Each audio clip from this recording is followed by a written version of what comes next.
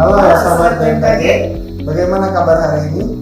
Semoga Sobat dalam keadaan sehat dan produktif di masa pandemi COVID-19. Senang sekali rasanya kami hari ini dapat menyapa Sobat dalam acara informasi cuaca Kalimantan Tengah bersama saya Rahmat Alfandi dan rekan saya Weni Anggi.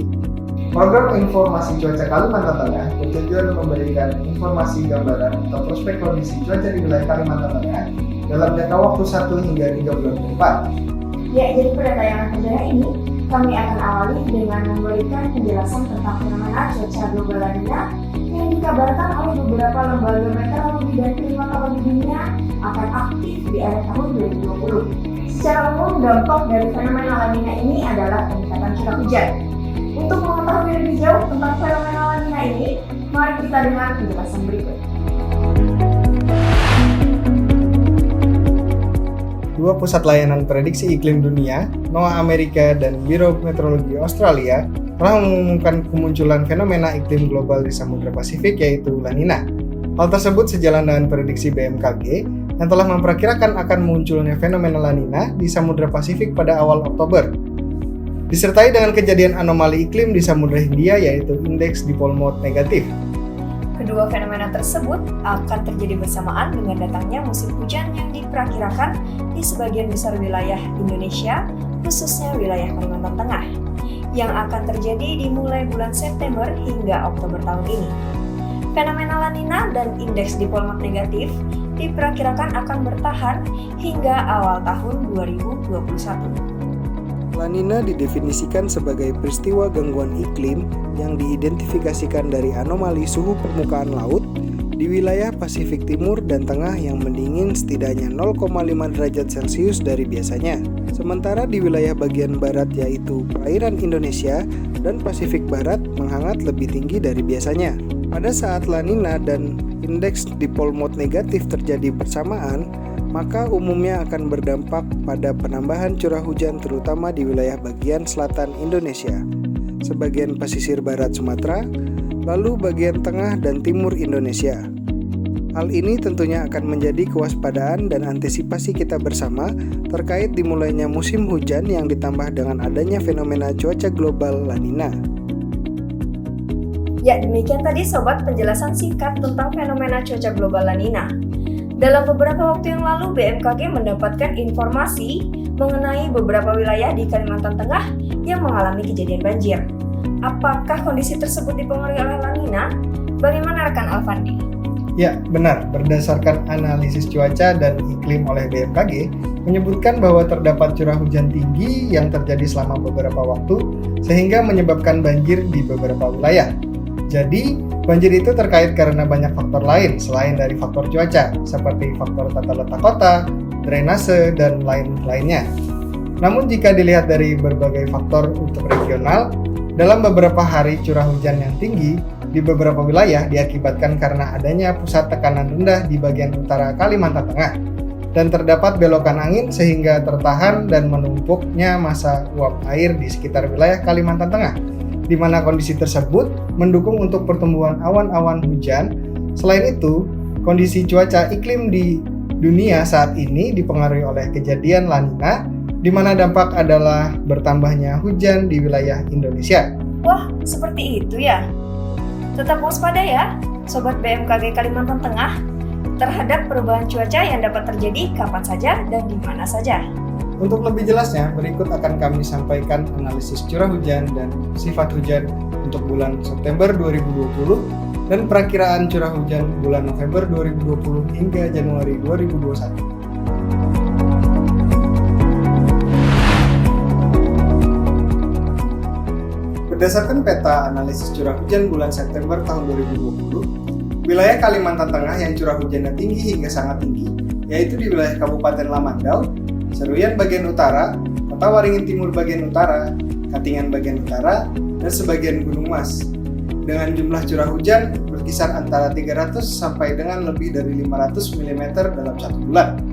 Curah hujan yang sangat tinggi ini merupakan salah satu faktor yang menyebabkan beberapa wilayah terjadi banjir. Dan untuk wilayah lainnya, curah hujan dalam kategori menengah dengan jumlah curah hujan berkisar antara 100 sampai dengan 300 mm dalam satu bulan. Jika dilihat dari sifat hujannya, Bulan September tahun 2020 ini sifat hujannya di atas normal di hampir seluruh wilayah Kalimantan Tengah.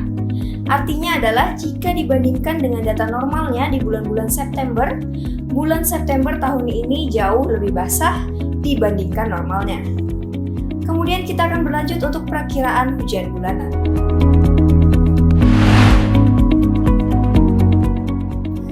Bulan November 2020 diperkirakan curah hujan di sebagian besar wilayah Kalimantan Tengah dalam kategori menengah dengan jumlah curah hujan berkisar antara 200 hingga 300 mm dalam sebulan. Tetapi ada juga beberapa wilayah yang curah hujannya dalam kategori tinggi berkisar antara 300 hingga 400 mm, yaitu di sebagian besar wilayah Kabupaten Gunung Mas, Murung Raya, Katingan bagian utara dan selatan, Pulang Pisau bagian selatan, Seruyan bagian utara dan selatan, Kota Waringin Barat bagian selatan, Sukamara, dan sebagian Lamandau. Sedangkan untuk sifat hujan di bulan November tahun 2020 ini, sebagian besar wilayah di Kalimantan Tengah dalam kategori normal sifat hujannya, tetapi ada juga yang diperkirakan sifat hujannya di bawah normal seperti di wilayah sebagian kecil Kabupaten Murung Raya, Barito Utara, sebagian Barito Selatan, Barito Timur, Kapuas bagian tengah, Katingan bagian tengah, Kota Waringin Timur bagian selatan, dan sebagian kecil Kota Palangkaraya. Dan sifat hujan di atas normal untuk bulan November 2020 ini diperkirakan terjadi di wilayah pesisir Sukamara, sebagian kecil pesisir Kota Waringin Barat dan Seruyan, pesisir Katingan, Pulang Pisau, dan sebagian kecil di Kapuas bagian selatan. Selanjutnya perakiraan hujan bulanan untuk bulan Desember tahun 2020. Diperkirakan curah hujan dalam bulan Desember berkisar antara 200 hingga 300 mm di sebagian besar wilayah Kalimantan Tengah.